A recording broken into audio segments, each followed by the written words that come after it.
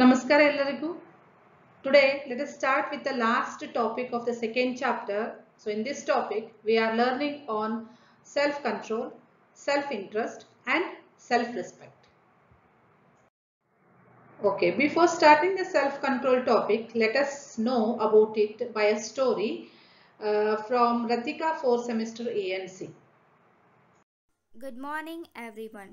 Today, I would like to narrate the story on self control, that is, controlling the anger. Before that, let us know what does self control mean. Self control is the ability to regulate one's emotions, thoughts, and behavior in face of temptation and impulses. Self control is the process that is necessary for regulating one's behavior in order to achieve the goals. Now, let us head to the story named Controlling the Anger. Once there was a little boy who always used to get very angry. One day his father told him, "Whenever you get angry, you must hammer one nail into the wall." As the boy always used to get very angry, on the first day he had to hammer 30 nails in the wall. Over the next few days, the little boy learned to control his anger. So now, the number of the nails the boy had to hammer gradually came down. The boy realized that it was much more easier to control his anger than to hammer a nail. Finally, one day came when he realized that he was not getting angry anymore. He rushed to his father and shared to him about this. His father was very happy. Now, the father told him that whenever you are able to control your anger, you are supposed to remove one nail from the wall. As the day passed, the young was able to remove all the nails from the wall. He was very happy. He went and told this to his father. His father caught his hand and took him towards the wall. The father said, "Well done, my son, but look at the wall. Even though you have removed all the nails, the holes are still there. The wall is not the same." Similarly, when you say things to someone in anger, the scars always remains. There is a saying in Kannada that ಮಾತು ಆಡಿದರೆ ಹೋಯಿತು ಮುತ್ತು ಒಡೆದರೆ ಹೋಯಿತು. The moral of the story is anger is bad thing. You should never get angry. Thank you. Okay, after knowing about the story, now let us study the self-control topic in detail. Okay, what actually self-control means? It is a virtue of maintaining personal discipline. So personal discipline andre, so we have to have self-regulation. So self-regulation we should follow every day. The discipline should be followed. So suppose if we have a control on ourselves, then only we can easily follow the discipline. Okay, it means a strong will and motivation and avoidance of fear, hatred, lack of efforts, temptation, self-deception and emotional response. This is very important. You can see here, suppose if you have a control on yourself, then you can avoid the fearness, hatredness, lack of efforts, temptation, self deception ಅಂದ್ರೆ ನಮಗೆ ನಾವೇ ಮೋಸ ಮಾಡ್ಕೊಳ್ಳೋದು. So deception means ಮೋಸ ಮಾಡೋದು. And emotional response. So these emotional response alle angriness, excitement ಇವೆಲ್ಲ ಬರ್ತಾವೆ. So ಇವನ್ನೆಲ್ಲ ನೀವು ಅವಾಯ್ಡ್ ಮಾಡಲಿಕ್ಕೆ this will self control will help you. And for this what is required? A strong will is required. It is not so easy to control on yourself. Self control requires a strong will, and also it requires a motivation to avoid all these things. Okay, it encompasses courage and good judgment also. Encompasses means it covers the courage. So you should have the courage to have the self control, and also you can give a good judgment. Suppose if you have a control on yourself, then you can lead to a good judgment also. Self-respect promotes self-control. So the self-control comes by the self-respect. So that also we are going to learn in the next topic. And here you can see that certain ingredients of self-control. So here you can from this picture, so will tell us how to control ourselves. So there are some ingredients here. The first one, balance. So we need to have a balance between extremities. Too much angriness, less angriness or too much anxiety. So these should be balanced. So it should not be too much, it should not be too low. So that balance is required to have a self-control. Next, we should be calm in any situation. The surrounding situation may not be good for you. The surrounding situation may be making you very angry. In that also you should maintain your calmness. Okay, so this is required. Next, this needs determination. So self-control requires determination. So you should determine yourself. I must control myself. Next, willpower, a strong willpower. So you should decide that I should be cool always. I should not get angry. So that requires a strong willpower also. And also confidence. So you should have a confidence on yourself. You should believe yourself. Then only you can get a self-control. So this is a very important thing what we should know, how to have a control on ourselves. Okay, next comes the self-interest. So continuation of self-control, we have our next topic, that is self-interest. So in this we are learning what is meant by self-interest here. Self-interest is being good and acceptable to oneself. It is pursuing what is good for oneself. It is very ethical to possess self-interest. So self-interest is good virtue. So it is a good thing for ourselves. So we should know about our interest. So we should accept, and also we should do good for ourselves. As per utilitarian theory, we have studied a different theories in the last class. Utilitarian theory, virtue theory, and duty, rights theory. So different theories we have learned. So in this, so what is told? As per utilitarian theory, self-interest should provide for the respect of others also. So self-interest ಯಾವ ರೀತಿ ಇರಬೇಕಂದ್ರೆ, so you should have the interest for yourself and also you should give the respect for others also. So this theory tells that. And duty ethics recognizes this aspect as duties to ourselves. So self-interest it is one of the duty of us. So we should have a self-interest according to duty theory. Next, right ethicist stresses our rights to pursue our own good. So right ethicist andre who actually describes about the ethics theory. Okay, philosopher who have studied the ethics. So they tell that they stress on our rights to pursue our own good. So ನಮ್ಮ ಒಳ್ಳೆಯದಕ್ಕೆ ನಾವು self interest ಇಟ್ಟುಕೊಳ್ಳೋದು ಒಳ್ಳೆಯದು ಅಂತ ಹೇಳಿ. Next, virtue ethics also accepts the importance of self respect as linked to social practices. So these all different theories what we have studied, they tell that self interest is good. So we should have certain self interest. So that is better for our life. Self interest should be one of the prime motives for action. So ಎಲ್ಲೆಲ್ಲಿ help ಆಗ್ತದೆ ನೋಡ್ರಿ. Other motive is to show concern for others in the family as well as society. So we should show the concern for others also. It is not that we have to have the concern for ourselves. So we should also show the concern to others in the family and also in the society. One's self-interest should not harm others. So this is a very important thing. So we should have a self-interest according to these theories. It is good. But that self-interest, if it increases, if it is more, in that case it may lead to harming others also. But to a certain limit. So we should see that we should not harm others from our self-interest. Suppose if I am very good at singing, if I am very good at dancing, suppose if I am singing with a loud voice, so it should not harm others, that is our neighbors. So others' feelings we should understand. So it should be within a limit. The self-interest is nothing that we should have the interest, but we should also take care of others' interest. Okay. Next, the principles of live and let others to live. So this principle tells what? So we should live and also we should let others to live. So very nice quote. And reasonably fair competition. So there should be a competition, but it should be healthy competition. So it should not lead to conflicts. It should not lead to certain violence. So that is why there should be a reasonably fair competition. Suppose if you are having a self-interest. So these are recommended to professionals by ethicist. So ethicist, that is a philosopher who have studied ethics, they tell that the professional should have certain self-interest. It is good for them. And what is the limitation? What is the limit for that?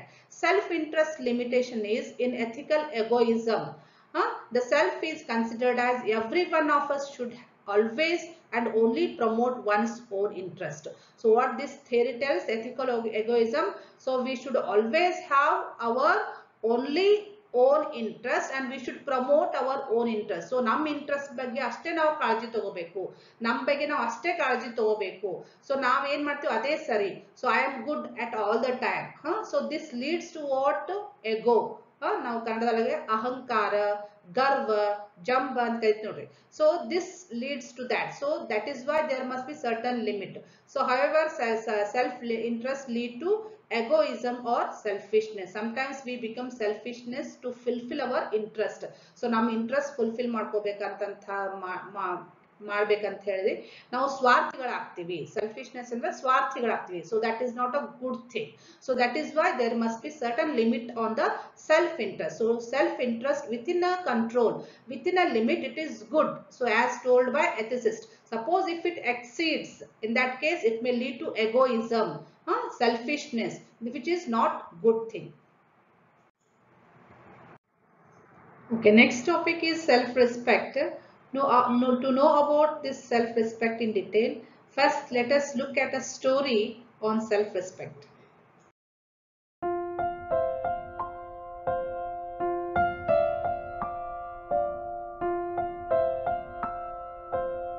ಅದೊಂದು ಮರುಭೂಮಿ ಪ್ರದೇಶ. ಅಲ್ಲೊಂದು ಇಲ್ಲೊಂದು ಹಳ್ಳಿ ಇದ್ದರೂ ಮರಳುಗಾಡೆ ಹೆಚ್ಚು. ಅಲ್ಲಿನ ಒಂದು ಹಳ್ಳಿಯಲ್ಲಿ ರಾಮ್ ಸಿಂಗ್ ಎಂಬ ವ್ಯಕ್ತಿ ಇದ್ದ. ರಾಮ್ ಸಿಂಗ್ ಮಧ್ಯಮ ವರ್ಗಕ್ಕೆ ಸೇರಿದ ಒಬ್ಬ ವ್ಯಾಪಾರಿ. ಸಂಪಾದಿಸುವುದು ಸಂಸಾರ ನಡೆಸಲು ಸಾಕಾಗುತ್ತಿತ್ತು. ಅದರಲ್ಲಿಯೂ ಅಲ್ಪ ಸ್ವಲ್ಪ ಉಳಿಸಿ ಹಣ ಕೂಡಿಡುತ್ತಿದ್ದ. ಆ ಹಣದಿಂದ ಅವನಿಗೆ ಸ್ವಂತ ಉಪಯೋಗಕ್ಕೆ ಒಂದು ಒಂಟೆ ಖರೀದಿಸಬೇಕು ಎನ್ನುವ ಆಸೆ ಇತ್ತು. ಅದೊಂದು ದಿನ ತನ್ನ ಪಕ್ಕದ ಊರಿನಲ್ಲಿ ನಡೆಯುತ್ತಿದ್ದ ಒಂಟೆಗಳ ಜಾತ್ರೆಯ ಸುದ್ದಿ ಅವನ ಕಿವಿಗೆ ಬಿತ್ತು.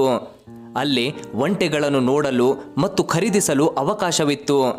ಈ ವಿಷಯ ತಿಳಿದಿದ್ದೇ ತಡ ರಾಮ್ ಸಿಂಗ್ ಒಂಟೆಗಳ ಜಾತ್ರೆ ನಡೆಯುತ್ತಿದ್ದ ಸ್ಥಳಕ್ಕೆ ಬೆಳ್ಳಂಬೆಳಿಗ್ಗೆ ಹೋದ. ಆ ಜಾತ್ರೆಯಲ್ಲಿ 10 ವ್ಯಾಪಾರಿಗಳು 100 ಒಂಟೆಗಳನ್ನು ಬಣ್ಣ ಬಣ್ಣದ ಬಟ್ಟೆಗಳಿಂದ ಸಿಂಗಾರ ಮಾಡಿಟ್ಟಿದ್ದರು. ಜಾತ್ರೆಯ ಮೂಲೆಯೊಂದರಲ್ಲಿ ಒಂಟೆ ಮಾರುತ್ತಿದ್ದವನ ಬಳಿ ಇದ್ದ ದೊಡ್ಡದೊಂದು ಒಂಟೆ ರಾಮ್ ಸಿಂಗ್ ಗಮನ ಸೆಳೆಯಿತು. ಅದನ್ನು ಅಂದವಾಗಿ ಅಲಂಕರಿಸಿ ಹಳದಿ ಬಣ್ಣದ ದಪ್ಪ ಬಟ್ಟೆಯನ್ನು ಅದರ ಬೆನ್ನ ಮೇಲೆ ಹೊದಿಸಿದರು. ಒಂಟೆ ನೋಡಿ ಖುಷಿಯಾದ ರಾಮ್ ಸಿಂಗ್ ಅದನ್ನು ಕೊಳ್ಳಲು ಬಯಸಿ ಅದರ ಮಾಲೀಕನ ಬಳಿ ಹೋಗಿ ಅದರ ಬೆಲೆ ಕೇಳಿದ. ಮಾಲೀಕ ಹೇಳಿದ ಬೆಲೆ ತುಸು ಹೆಚ್ಚಾಯಿತು ಎನಿಸಿ ಅವನೊಂದಿಗೆ ಚೌಕಾಸಿಗಿಳಿದ. ಬಹಳ ಹೊತ್ತಿನವರೆಗೂ ಚೌಕಾಸಿ ನಡೆಯಿತು. ಬಳಿಕ ಒಂದು ಉತ್ತಮ ಬೆಲೆಗೆ ವ್ಯಾಪಾರ ಕುದುರಿತು. ರಾಮ್ ಸಿಂಗ್ ಸಂತೋಷದಿಂದ ಒಂಟೆಯನ್ನು ಖರೀದಿಸಿ ಅದರ ಅಲಂಕಾರದ ಸಮೇತ ಮನೆಗೆ ಕೊಂಡೊಯ್ದ. ಮನೆಗೆ ತಲುಪಿ ಒಂಟೆಯನ್ನು ಮನೆಯ ಹೊರಗೆ ಕಟ್ಟಿ ಹೆಂಡತಿಯನ್ನು ಕರೆದು ಒಂಟೆ ಖರೀದಿಸಿದ ಸಂಗತಿಯನ್ನು ಹೇಳಿದ. ಒಂಟೆಯನ್ನು ಆಕೆಗೆ ತೋರಿಸಿದ. ಇಬ್ಬರು ಸೇರಿ ಒಂಟೆಯ ಬೆನ್ನ ಮೇಲೆ ಅಲಂಕಾರಕ್ಕೆಂದು ಹೊದಿಸಿದ ಬಟ್ಟೆಯನ್ನು ತೆಗೆಯುವಾಗ ಅದರ ಅಡಿಯಲ್ಲಿದ್ದ ಪುಟ್ಟದಾದ ರೇಷ್ಮೆ ಚೀಲವೊಂದು ಕೆಳಗೆ ಬಿತ್ತು. ಕುತೂಹಲಗೊಂಡು ಅದನ್ನು ತೆರೆದು ನೋಡಿದಾಗ ಅದರಲ್ಲಿ ವಜ್ರದ ಸಣ್ಣ ಸಣ್ಣ ಹರಳುಗಳು ಕಾಣಿಸಿದವು. ಅವುಗಳನ್ನು ಮಾರಾಟ ಮಾಡಿದರೆ ಲಕ್ಷಾಂತರ ಹಣ ದೊರೆಯುತ್ತಿತ್ತು. ವಜ್ರಗಳನ್ನು ನೋಡಿ ಅಚ್ಚರಿಗೊಂಡ ರಾಮ್ ಸಿಂಗ್ ತಡ ಮಾಡದೆ, ಈ ವಸ್ತು ನಮ್ಮದಲ್ಲ, ಹಿಂತಿರುಗಿಸಿ ಬರುತ್ತೇನೆ ಎಂದು ಹೆಂಡತಿಯ ಬಳಿ ಹೇಳಿದ. ಅವನ ಹೆಂಡತಿ ಒಲ್ಲದ ಮನಸ್ಸಿನಲ್ಲೇ ಸರಿ ಎಂದಳು. ಆ ಚೀಲವನ್ನು ಜೋಪಾನವಾಗಿ ತೆಗೆದುಕೊಂಡು ಒಂಟೆಯ ಜಾತ್ರೆ ನಡೆಯುತ್ತಿದ್ದಲ್ಲಿಗೆ ರಾಮ್ ಸಿಂಗ್ ಪುನಃ ಹೋದ. ಅಲ್ಲಿ ತನಗೆ ಒಂಟೆ ಮಾರಿದ ವ್ಯಾಪಾರಿಯ ಬಳಿ ಹೋಗಿ ವಜ್ರಗಳ ಚೀಲವನ್ನು ಹಿಂದಿರುಗಿಸಿದ. ವಜ್ರದ ಹರಳುಗಳ ಚೀಲವನ್ನು ರಾಮ್ ಸಿಂಗ್ ಮರಳಿ ತಂದುಕೊಟ್ಟಿದ್ದನ್ನು ನೋಡಿ ಬಹಳ ಖುಷಿಗೊಂಡ ಒಂಟೆಯ ಮಾಲೀಕ ಹೇಳಿದ, ಮಾನ್ಯರೇ, ಇವು ನನ್ನ 10 ವರ್ಷಗಳ ದುಡಿಮೆ. ನಾನು ಕೂಡಿಟ್ಟ ಹಣದಿಂದ ಖರೀದಿಸಿದ ಹರಳುಗಳು. ನನಗೆ ಭವಿಷ್ಯದಲ್ಲಿ ಸಹಾಯಕ್ಕೆ ಬರಲಿ ಎಂದು ಖರೀದಿಸಿದ್ದೆವು. ಸುರಕ್ಷಿತವಾಗಿರಲಿ ಎನ್ನುವ ಕಾರಣಕ್ಕೆ ಯಾರಿಗೂ ತಿಳಿಯದಂತೆ ದೊಡ್ಡ ಒಂಟೆಯ ಮೇಲೆ ಬಟ್ಟೆಯ ಅಡಿಯಲ್ಲಿ ಅಡಗಿಸಿಟ್ಟಿದ್ದೆ. ನನಗೆ ಒಂಟೆ ಮಾರುವಾಗ ಅದರ ನೆನಪೇ ಬರಲಿಲ್ಲ. ನೀವು ಅದನ್ನು ಮರಳಿಸಿ ಬಹಳ ಉಪಕಾರ ಮಾಡಿದ್ದೀರಿ. ನಿಮ್ಮ ಋಣವನ್ನು ನಾನು ಎಂದಿಗೂ ಮರೆಯಲಾರೆ. ನಿಮ್ಮ ಪ್ರಾಮಾಣಿಕತೆಯನ್ನು ಮೆಚ್ಚಿದೆ. ನನ್ನ ಸಂತೋಷಕ್ಕಾಗಿ ಈ 2 ವಜ್ರದ ಹರಳುಗಳನ್ನು ಕಾಣಿಕೆಯಾಗಿ ಸ್ವೀಕರಿಸಿ ಎಂದು ಹೇಳಿ ರಾಮ್ ಸಿಂಗ್ಗೆ 2 ವಜ್ರದ ಹರಳುಗಳನ್ನು ನೀಡಲು ಮುಂದಾದ. ಆದರೆ ಅವುಗಳನ್ನು ಸ್ವೀಕರಿಸಲು ರಾಮ್ ಸಿಂಗ್ ಒಪ್ಪಲಿಲ್ಲ. ನೋಡಿ ಸ್ವಾಮಿ, ನಾನು ಖರೀದಿಸಿದ್ದು ಒಂಟೆಯನ್ನು ಮಾತ್ರ. ನಾನು ಪಾವತಿಸಿದ ಹಣಕ್ಕೆ ಉತ್ತಮ ಒಂಟೆಯನ್ನೇ ನೀವು ನೀಡಿದ್ದೀರಿ, ಅದು ಮಾತ್ರ ನನ್ನದು. ಈ ವಜ್ರಕ್ಕೆ ನಾನು ಹಣ ಪಾವತಿಸಿಲ್ಲ, ಆದ್ದರಿಂದ ಅದು ನಿಮ್ಮದೇ. ನನಗೆ ಅದರಲ್ಲಿ ಯಾವ ಪಾಲು ಬೇಡ. ಹಾಗೆ ಪಾಲು ಬಯಸಿದರೆ ರಾಮ ಮೆಚ್ಚುವನೇ ಎಂದು ಹೇಳಿದ. ಆದರೆ ಒಂಟೆಯ ವ್ಯಾಪಾರಿ ಪಟ್ಟು ಬಿಡಲೇ ಇಲ್ಲ. ನೀವು 2 ವಜ್ರದ ಹರಳುಗಳನ್ನು ಸ್ವೀಕರಿಸಲೇಬೇಕು, ಇಲ್ಲವಾದಲ್ಲಿ ನನಗೆ ಬೇಸರವಾಗುತ್ತದೆ ಎಂದು ಮತ್ತೆ ಮತ್ತೆ ಒತ್ತಾಯ ಮಾಡಿದ. ಆದರೆ ರಾಮ್ ಸಿಂಗ್ ಅದನ್ನು ಸ್ವೀಕರಿಸಲಿಲ್ಲ. ಕೊನೆಗೆ ರಾಮ್ ಸಿಂಗ್ ಹೇಳಿದ, ನೋಡಿ ಸ್ವಾಮಿ, ನಾನು ಇಲ್ಲಿಗೆ ಬರುವ ಮೊದಲೇ ಈ ವಜ್ರದ ಚೀಲದಲ್ಲಿ ಈಗ ಇರುವುದಕ್ಕಿಂತಲೂ ಅತ್ಯಮೂಲ್ಯವಾದ 2 ವಜ್ರಗಳನ್ನು ಎತ್ತಿಟ್ಟುಕೊಂಡಿದ್ದೇನೆ. ಉಳಿದ ವಜ್ರಗಳನ್ನು ನಿಮಗೆ ಮರಳಿಸುತ್ತಿದ್ದೇನೆ. ಹಾಗಾಗಿ ನನಗೆ ಮತ್ತಷ್ಟು ವಜ್ರಗಳ ಅವಶ್ಯಕತೆ ಇಲ್ಲ ಎಂದು ಹೇಳಿದ.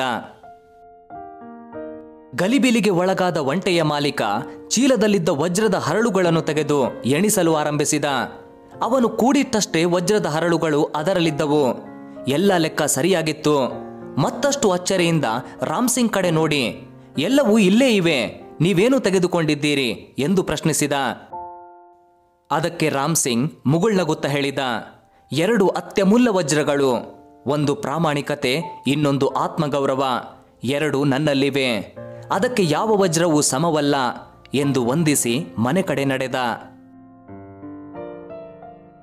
ಪ್ರೀತಿಯ ಬಂಧುಗಳೇ, ಈ ಕಥೆಯ ರಾಮ್ ಸಿಂಗ್ ನಮಗೆ ಜೀವನದ ಅಮೂಲ್ಯವಾದ ಬೆಲೆ ಕಟ್ಟಲಾಗದ ರತ್ನಗಳ ಪರಿಚಯ ನೀಡಿದ್ದಾರೆ. ಪ್ರಾಮಾಣಿಕತೆ ಮತ್ತು ಆತ್ಮಗೌರವ, ಜೊತೆಗೆ ಕ್ಷಣಿಕ ಸುಖ ಸಂತೋಷಕ್ಕಾಗಿ ಹೇಗೆ ಜನ ತೃಪ್ತಿಯನ್ನು ಕಳೆದುಕೊಳ್ಳುತ್ತಾರೆ ಎಂಬುದರ ಪರಿಚಯ ನೀಡಿದ್ದಾರೆ. ಮೊದಲು ಪ್ರಾಮಾಣಿಕತೆ.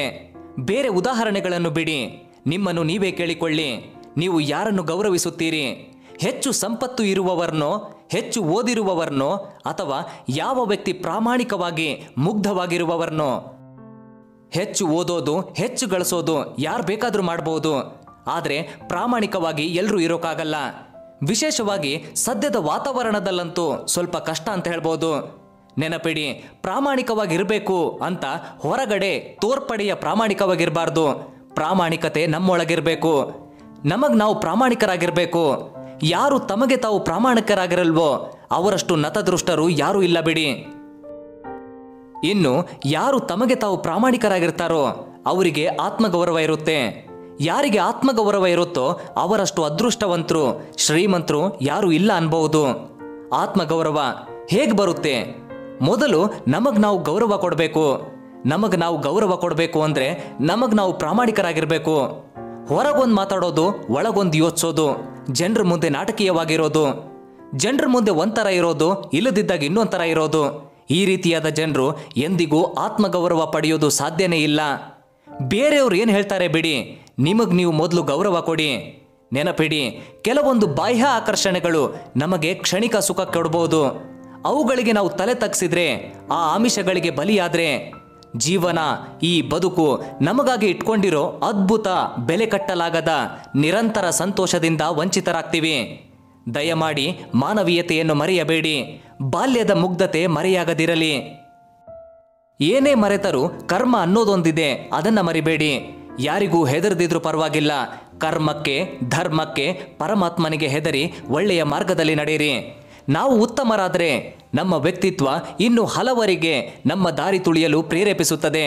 ಉತ್ತಮರು ಸೇರಿದರೆ ಅತ್ಯುತ್ತಮ ವಾತಾವರಣ ಸೃಷ್ಟಿಯಾಗುತ್ತೆ.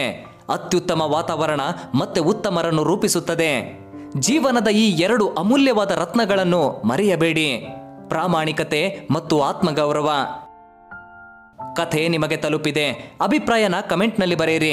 ನನ್ನ ಮಾತು ಮಾತೃಭಾಷೆ ಶಿಕ್ಷಣ ಸರ್ವಶ್ರೇಷ್ಠ ಶಿಕ್ಷಣ. ಮಕ್ಕಳಿಗೆ ಮಾತೃಭಾಷೆಯಲ್ಲಿ ಶಿಕ್ಷಣ ಕೊಡಿಸಿ. ಏಕೋ ಕನ್ನಡಕ್ಕೆ ಸಬ್ಸ್ಕ್ರೈಬ್ ಆಗಿ, ಗಂಟೆ ಚಿತ್ರದ ಮೇಲೆ ಕ್ಲಿಕ್ ಮಾಡಿ ಏಕೋ ಕನ್ನಡ ಕುಟುಂಬ ಸೇರಿ.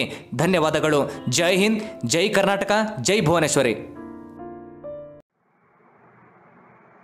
Okay, so let us see the self-respect. From the story we learned that the self-respect is a very important virtue everyone should possess to be good in the personal life and also in the professional life. Here, let us define it. It is defined as valuing oneself in morally suitable ways. So, morally, we have to value oneself. We have to respect ourselves. This is morally good. Self-respect includes recognition and appraisal. So in recognition, it means respect to others, their ideas, decisions, ability and rights. So what this shows, so first we should respect ourselves, that is self-respect. Then only we can respect to others. Others means their ideas are respected, their decisions and their rights and their abilities also we can respect only when we respect ourselves. So this is nothing but give and take policy. So if you give the respect, then only you can take back the respect. Next, appraisal, which means properly valuing ourselves as to how well we face moral standards and our personal commitments. So appraisal means what? Self appraisal. So nammastಕ್ಕೆ ನಾವೇ valuate ಮಾಡ್ಕೊಳ್ಳೋದು ಯಾವ ರೀತಿ, whether how well we face the moral standards. So moral standards na follow ಮಾಡಕತ್ತನೋ ಇಲ್ಲ ಅಂತ ನಾವೇ question ಮಾಡ್ಕೊಳ್ಳೋದು whether I am right or wrong. So if I am wrong, I have to correct myself. So this is taken as a self appraisal. And also our personal commitments. So we will be committed towards something. So for our family, for myself, some commitments I will be making. So we should see that whether those commitments are also fulfilled or not. So we should ask the question on that, then we will get the answer for ourselves. So this comes under the appraisal. Okay, after that, an intensive but balanced feeling of self-respect is sense of honor. So sense of honor andre ನಾವು ಗೌರವ ಕೊಡೋದು. So ನಮಗೆ ನಾವು first ಗೌರವ ಕೊಡಬೇಕು. So first we should honor ourselves, then only we can give the honor to others. Okay. This includes intense agony, that is pain, and guilt for wrongdoing. So this is very important. So whenever we go wrong, then it hurts ourselves. We feel very intense pain. ಬಹಳಷ್ಟು ನಮಗೆ ಬೇಜಾರಾಗ್ತೈತಿ when we do wrong things. So this is only when we have a self-respect. So by this pain we determine next time we should not do the wrong things. So next time we will be having that awareness. So this will promote us to be always right. So that is why it is very important. And courage is a byproduct of self-respect. So nim kade self-respect ittandre automatically you will be courageous in any situation, which makes a person to face the hardship in rational way. So hardship andre ಕಷ್ಟಕರವಾದ ಪರಿಸ್ಥಿತಿ, ಏನೇ ನಿಮಗೆ ತೊಂದರೆ ಬಂದ್ರು, ಯಾವುದೇ ಕಷ್ಟ ಬಂದ್ರು, whatever be the situation, so you can face it in a rational way. Rational way means ವಿವೇಕಯುತವಾಗಿ, ತರ್ಕಬದ್ಧವಾಗಿ, ಸರಿಯಾಗಿ ನೀವು ಯೋಚನೆ ಮಾಡಿ ಅದನ್ನ ನೀವು ಫೇಸ್ ಮಾಡ್ತೀರಿ. So this is having a very good benefit. So everyone should have the self respect to be good in the personal life and also in the professional life. Okay, next we have another topic, that is self-esteem. So let us understand this by a story from Sushant 4th semester ENC.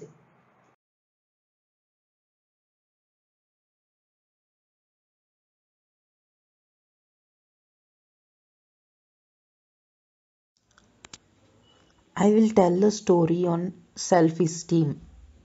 In 1957, a group of monks from a monastery had to relocate a clay Buddha from their temple to a new location. The monastery had to be relocated to make room for the development of a new highway through Bangkok. When the crane began to lift the clay Buddha, the weight of it was so heavy that it began to crack. To make things worse, it also began to rain. The head monk, who was concerned about the damage to the Buddha, decided to lower the statue back down to the ground and cover it with a large canvas to protect it from rain. Later that evening, the head monk went back to check on the Buddha. He shined a flashlight under the canvas to see if the Buddha was staying dry. As the light reached where the statue had cracked, he noticed a gleam shining back. He decided to take a closer look at this gleam of light and wondered whether there was anything underneath the clay. He got a chisel and hammer and began chipping away at the clay. As he knocked off the clay, the gleam grew brighter and bigger. After chipping away for many hours, the monk finally stood before an extraordinary solid gold Buddha. It turns out that several hundred years before, the golden Buddha had been covered in clay by monks to keep their precious treasure from being looted by the Burmese when they attacked Thailand. Although the Burmese killed the monks in Thailand, the secret of the golden Buddha remained intact until it was rediscovered in 1957. Like the golden Buddha, many of us have allowed the gold within us to be covered by the clay of fear and other factors that don't allow us to shine and keep the beauty within us trapped.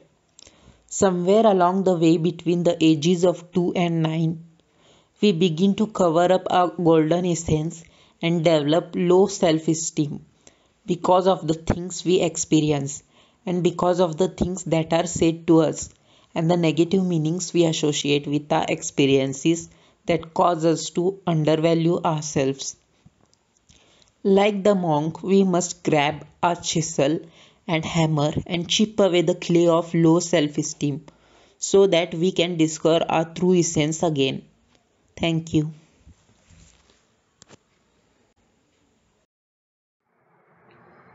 So on this we have a question on difference between self-respect and self-esteem. So let us study in detail the differences. So in self-respect, it is a moral concept. So morally it is a preferable value. Okay. Self-esteem is what? It is a psychological concept. So as we think psychologically, as we think, so on that we will be having this self-esteem, that is nothing but self-image. Okay, so this is a psychological concept. Next, valuing oneself in morally suitable ways. So self-respect is a very good, that is valuing ourselves and also respecting others. Having positive attitude towards oneself, it may be excessive or unwarranted or normal. So self-esteem the lane three. So it is having a positive attitude towards oneself. Okay, but what happens sometimes, it may be excessive, ಜಾಸ್ತಿ ಆಗ್ಬೋದು, or unwarranted, ಕಡಿಮೆ ಇರಬಹುದು. ಕಡಿಮೆ, that is low self-esteem, or normal. Okay, next, third one, in self-respect, it includes virtues of recognition and appraisal. So we have seen that it has two main points. It is having a recognition, so recognizing yourself, that is self-respect, and also giving respect to others, respecting others feelings, ideas, so that is called as a recognition. And also appraisal, that is self-evaluating. So it provides virtues of sense of honor, self-control and courage. So these are the byproducts of self-respect. Those are honoring, self-controlling and courage. So this is very important in self-respect. But here self-esteem is not related to virtues. It is not related to virtues. So these are main differences between self-respect and self-esteem. I think it is clear for you. Okay, today we have studied a very important topic, that is on self-control, self-interest and self-respect. Then we compared self-respect and self-esteem.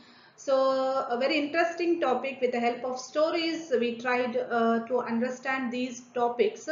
I think it is very clear for you students. Okay, thank you.